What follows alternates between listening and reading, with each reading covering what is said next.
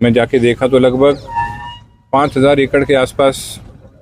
पानी ऐसा भरा हुआ है कि मतलब फसल का जो नुकसान है वो है, साथ के साथ में घरों की नुकसान की जो बात है ना, उससे ज़्यादा चिंता हो रखी है इस समय। परंतु हम सरकार से मांग करते हैं कि इस समय, ये समय ऐसा है, ये आपदा का समय है, इस समय विशेष गिरदावरी होनी ज़रूरी है।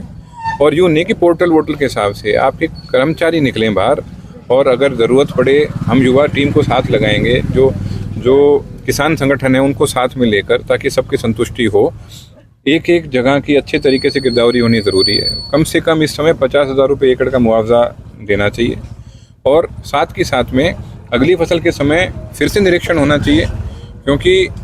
इस हालात के हिसाब से तो अगली फसल भी ख़राब हो रही है और अगली फसल भी बोने का मौका नहीं मिलेगा। तो इसलिए एक तो गिरदावरी की हमारी मांग है, दूसरा और ज़रूरत है, मतलब देखो आपदा की स्थिति में सरकार का फ़र्ज़ बनता है कि जनता के सहयोग में, जनता की इस समय जो नुकसान हो रहा है उसके भरपाई के लिए आगे आएँ। क्योंकि आप अगर सागमन गांव की बात करें, यहाँ की बात करें, तो वहाँ पर इस तरह की स्थिति हो रखी है इस समय कि आधा गांव तो शायद छोड़ के जा चुका है, और पानी वहाँ बढ़ता जा रहा है, क्योंकि पीछे से पानी आ रहा है, निकासी उसकी हो नहीं रही है। वहाँ पे ज़रूरत है इस समय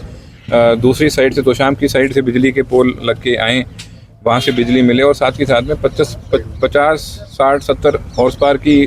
मोटर होनी वहाँ ज़रूरी है, 1-2, जिसके कारण वो निकले, क्योंकि पानी बढ़ता जा रहा है इस समय, पीछे से आ रहा है, रास्ता बना के पानी आ जा रहा है। वहाँ लोग अगर अभी भी आप जाके देखोगे, ट्रैक्टर में भर भर के सामान लेके लोग बाहर निकल रहे हैं। तो ये तो एक ऐसी आपदा की स्थिति है कि सरकार को बाकी चीज़ें छोड़कर इस पे ध्यान देना चाहिए, इस पे ध्यान केंद्रित करना चाहिए। और साथ ही साथ में अब यहाँ भी आसपास, अब जो अलगपुरा में अगर आप देखो तो जो वहाँ पे जो ड्रेन है बिल्कुल कच्ची है, तो टूट के गांव वालों ने उसको ठीक किया है, और अभी भी वो एक खतरा बना हुआ है कि किस तरीके से अगर मान लो फिर टूट गई, थोड़ी और बारिश होगी, टूट गई, तो कहीं गांव बचाया है, इधर खेतों में पानी भरा हुआ है। तो हर जगह एक तो इस समय जो ज़रूरत है वो करनी ज़रूरी है, जो भाई एक तो जहाँ ताकि जल भराव और ना हो, दूसरा जो पानी इकट्ठा हुआ है वो बड़े पंपों के सहायता से बाहर निकले, गिरदावरी हो के मुआवजा हो। और साथ के साथ में एक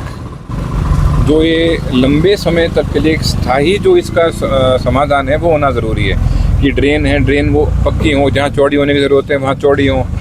और ऐसी भाई ग्राउंड वाटर रिचार्ज का प्रावधान बनाना शुरू करें। और साथ के साथ में भिवानी प्रशासन के पास में ऐसी मोटरों का उनके पास होनी चाहिए, ताकि जैसे भविष्य में अगर इस तरह की कोई अगर आपदा की स्थिति आए तो वो आकर, मतलब वो मोटरें इस्तेमाल कर वो पंप इस्तेमाल कर ऐसे खतरे की स्थिति से बचा जा सके। तो इस समय बहुत भारी ज़रूरत है, और इस समय कोई राजनीति ना कर सिर्फ और सिर्फ इस चीज़ पे ध्यान देना ज़रूरी है कि कैसे यहाँ से पानी जल्द से जल्द हटाया जाए। पीछे से कहीं अच्छा बिजली की समस्या, इस समय जो काम कर रहे हैं, कोई मोटर भी लगी हुई है, 2-3 घंटे 4 घंटे के अगर बिजली कट होते हैं तो इतने में पानी फिर इकट्ठा हो जाता है। तो ख़ास तौर पर इस चीज़ का ध्यान देना ज़रूरी है कि बिजली की सप्लाई पर कोई भी इस समय थोड़ा बहुत भी कोई विराम ना लगे। ये शायद ऊपर तक बात नहीं पहुंच रही है, क्या समझ नहीं आया मेरे को, पर ये बहुत गंभीरता से लेने की चीज़ है। प्रशासन करें, आज भिवानी में गोली चली है कोर्ट परिसर के अंदर, किस तरह से देख रहे हैं? ये बहुत ही मतलब ये कानून व्यवस्था की बिगड़ी स्थिति को दर्शाता है, और मेरे ख्याल से किसी भी सरकार के लिए और समाज के लिए ज़रूरी है कि कानून व्यवस्था की स्थिति अव्वल दर्जे की होनी चाहिए। कानून व्यवस्था की स्थिति में कोई भी किसी प्रकार की ढील नहीं होनी चाहिए। और ये ऐसी हरकत अगर हो रही है बार बार, वहाँ आपने देखा मनीषा वाला मैटर हुआ, अब ये हो रहा है, ये एक कोई अच्छा संकेत नहीं देता। यहाँ पर जो आपकी आम जनता है उसके अंदर एक भय का माहौल बने, वो अलग बात है। दूसरी चीज़ ये कि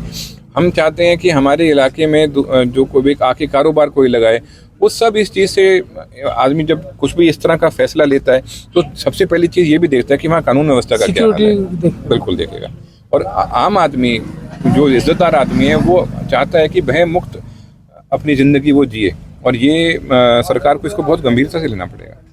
सर कितना एरिया है प्रभावित है जो पानी से? देखो मैं आपको बताऊं, कई हज़ार एकड़ों का एरिया है ये। अब मैं अगर आपको कहूं मोटे तौर पे, मिराण के पास में आपने देख लिया, यहाँ सागबन से यहाँ तक आप कट्ठा देखो, यहाँ मतलब पानी भराव है, पीछे से और पानी आया जा रहा है। फिर आप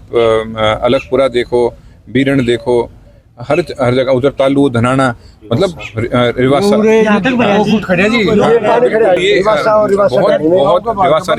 बहुत ज़्यादा इस समय ऐसी स्थिति बनी हुई है कि ये वाकई में ये आपदा की स्थिति है, और इस समय सबको साथ मिलकर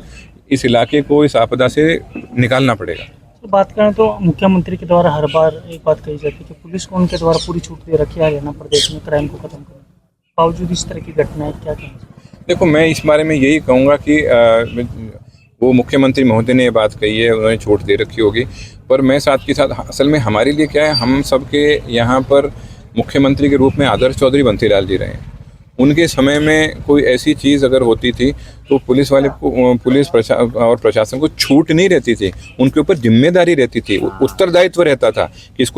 इस चीज़ को दूर करो, मतलब ये कानून व्यवस्था बना के रखो। तो हाँ, तो इसलिए मैं यही कहूँगा कि अगर उसके बावजूद अगर ऐसी चीज़ें हो रही है तो शायद गिरेबान में झांकने की ज़रूरत है प्रशासन को, कि इस सब के बावजूद अगर छूट दे रखी है तो उसके बावजूद ये इस तरह की हरकतें क्यों हो रही हैं।